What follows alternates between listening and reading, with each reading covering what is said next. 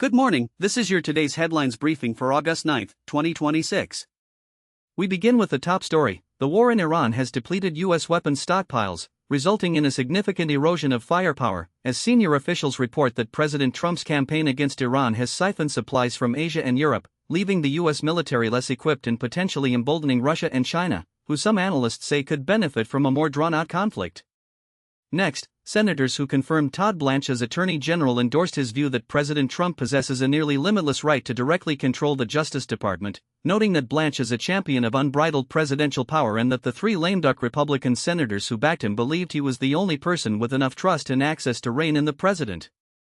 Moving on, Representative Max Miller of Ohio, accused of physically abusing his ex-wife and young daughter, has defied calls from his own party to drop out and will stay in the race to keep his seat, a decision confirmed by spokeswoman Abigail Angelos that sets up a competitive general election campaign under Ohio law requiring withdrawal by Saturday evening to allow a replacement on the ballot by Monday at 4 p.m.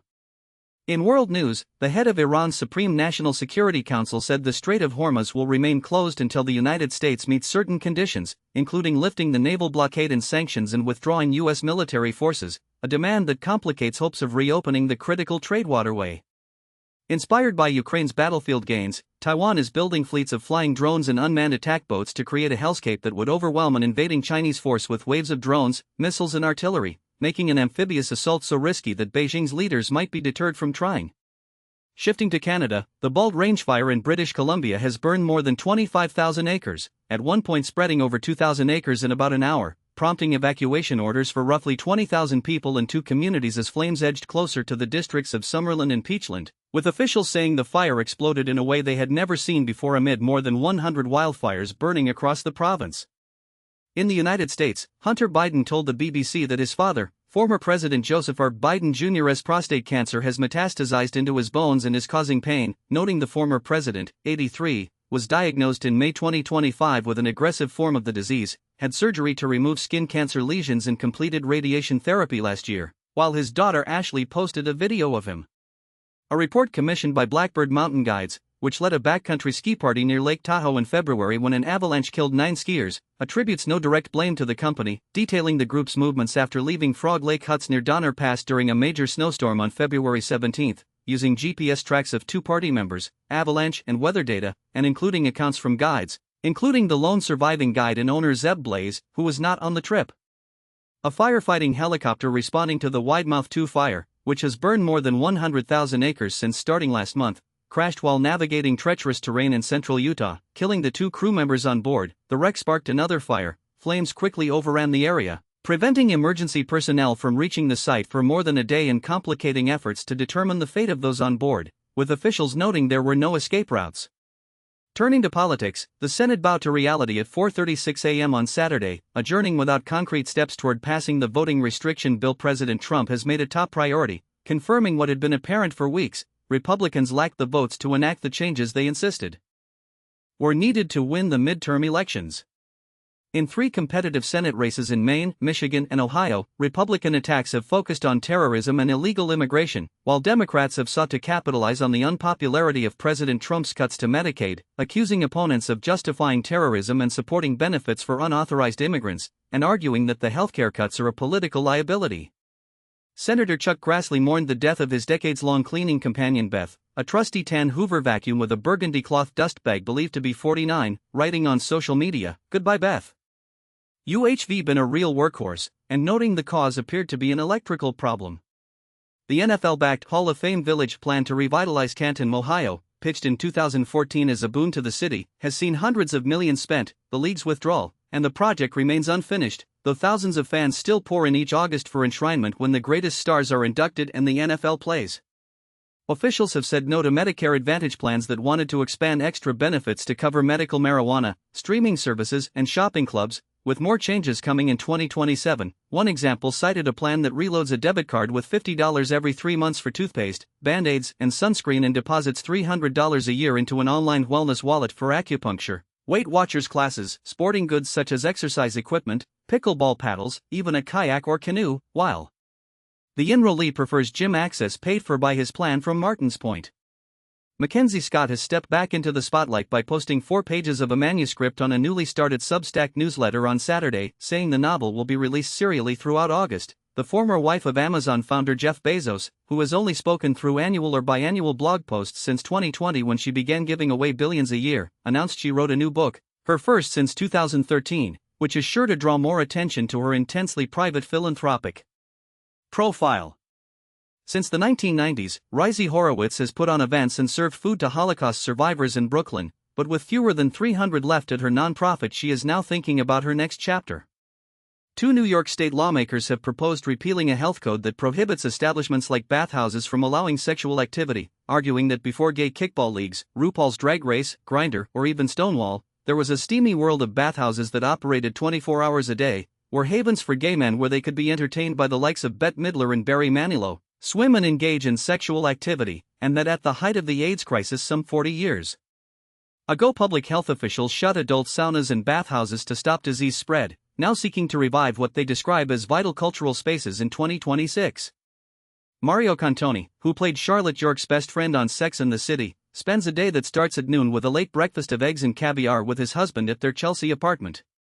In Berlin, artist Maurizio Cattelan gathered friends and collaborators for a dinner with a dramatic theme ahead of a forthcoming exhibition at the Neue National Gallery, hosting a celebratory dinner on the building's terrace with museum director Klaus Biesenbach and curator Lisa Botti, recalling his 2019 media stunt of duct taping a banana to a gallery booth at Art Basel Miami Beach that later sold for $6.2 million at auction. A week-long celebration of Irish music and culture, the Fled Cheoil, is bringing an expected 800,000 people to Northern Ireland's capital, a sign of how far Belfast has come decades after a bloody sectarian conflict, with revellers filling the streets as spirited jigs streamed from open pub doors, buskers playing reels as bystanders tapped their feet, and a young singer on the main stage in front of City Hall encouraging the crowd to join her in a traditional Irish-language song of welcome. This week's music conversation includes Karol G returning with tracks on her new album No Me Arrepiento de Sentir Tanto featuring major hitmakers Drake and Bruno Mars, though she says she doesn't need them. Her song Maybe, written with producers from Colombia and Chile, is a plaintive goodbye about being unable to reach the sky anymore, while the English R&B girl group Flow is promoting its second album Therapy at the Club, a set of sleek, intricate songs about turning pain into power. The debate over whether it is shameful or sensible to put down a book you don't enjoy has been turbocharged by the 3-letter abbreviation DNF and social media, reflecting a long-standing conversation about reading habits and personal taste. A Guide to Open Water Lifesaving by Virginia Eubanks is a memoir of what happened after her partner survived a brutal attack and her own will to endure. Noting at several points in her candid account of caring for a partner with PTSD, she expresses frustration with similar memoirs that end in weddings, emphasizing that this is not one of those books and that the experience felt more like free diving than cathartic writing. For late summer heat, the best wines are chosen not by color but by weight and texture, with lighter-bodied reds and whites that are lower in alcohol and higher in acidity offering refreshment without heaviness. Older pedestrians are more likely than other age groups to die after being hit by a vehicle, a fact attributed to factors such as frailty and slower reaction times, underscoring the need for targeted safety measures. A 25-minute workout of single-leg exercises can help improve balance and strength, making everyday movement easier and reducing injury risk by challenging stability through moves like single-leg squats, lunges, and heel-to-toe walks. Residents disturbed by loud garbage trucks can check whether private carters exceed the city's noise code, with options ranging from soundproofing barriers to adjusting collection schedules or filing complaints with the city's Environmental Protection Unit. For some singles, a packed social calendar has taken the place of traditional hookups, with Hobby Amori describing the pursuit of personal interests as a primary way to meet potential partners, shifting relationship goals toward shared activities rather than immediate romance.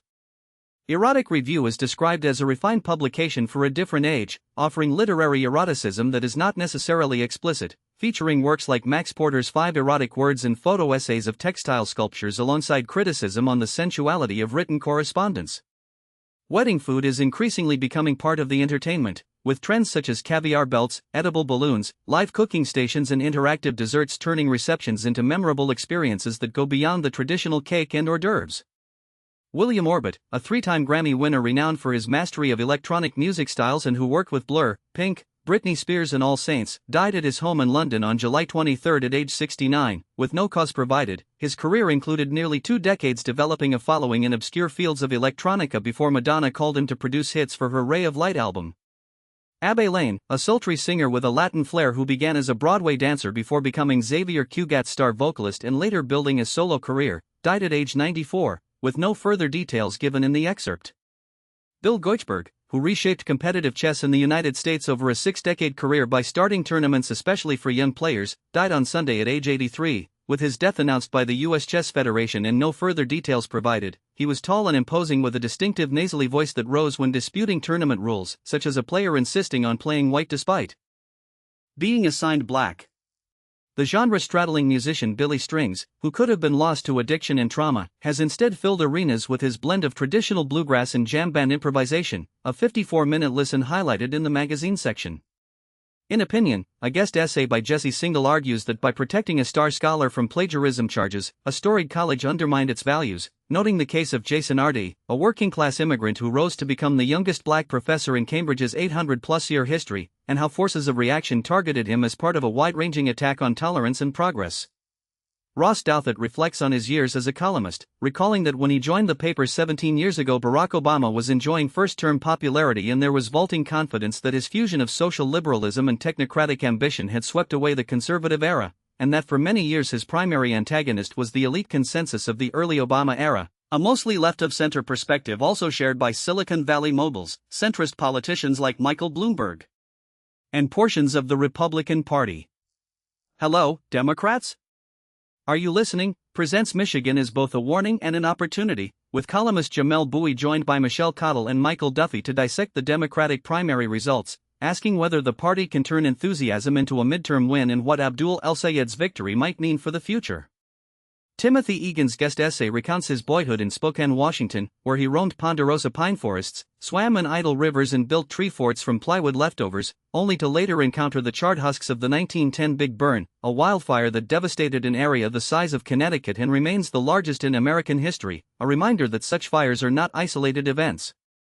Tressie McMillan Cottom argues that socialists are gaining ground not because they promise utopian visions but because they listen to people, noting that while many left-leaning candidates won primaries in Michigan and Kansas, many moderate Democrats also prevailed, and the most effective campaigns acknowledge that winning requires organizing voters rather than merely fundraising off them.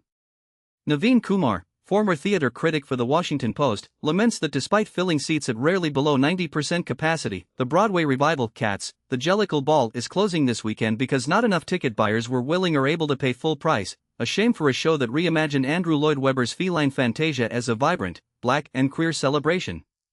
Finally, an opinion piece asks what American poverty looks like today, noting that while some homes have air conditioning, they are also racked by addiction and unresolved puzzles, challenging simplistic definitions of deprivation. That's your briefing. See you tomorrow.